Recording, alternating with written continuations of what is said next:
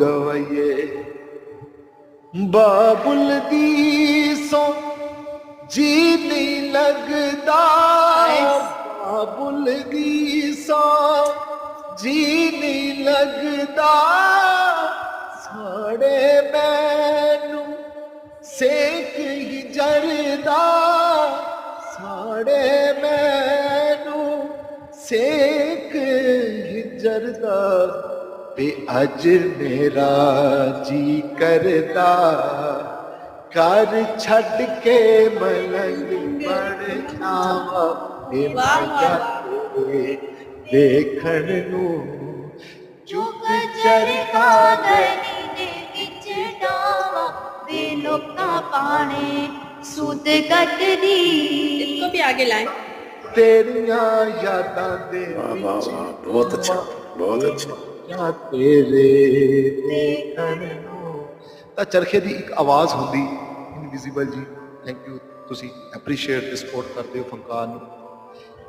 ਉਸ ਆਵਾਜ਼ ਨੂੰ ਕੁੱਕੜ ਦੀ ਆਵਾਜ਼ ਕਿਹਾ ਜਾਂਦਾ ਪੰਜਾਬੀ 'ਚ।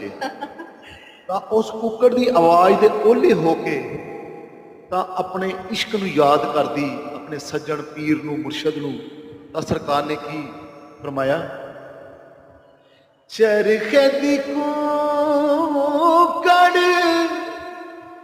ओ सजना ने चरखे दी कूकड़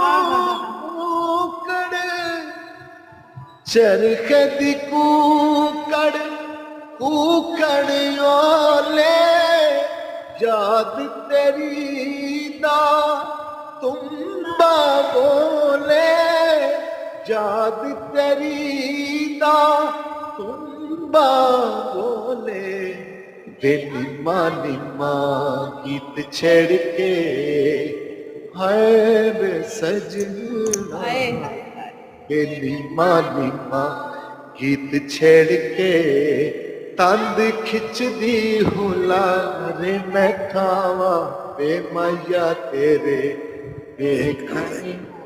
बहुत अच्छे। चरखा गली दे विच डावा वे लोकां पाने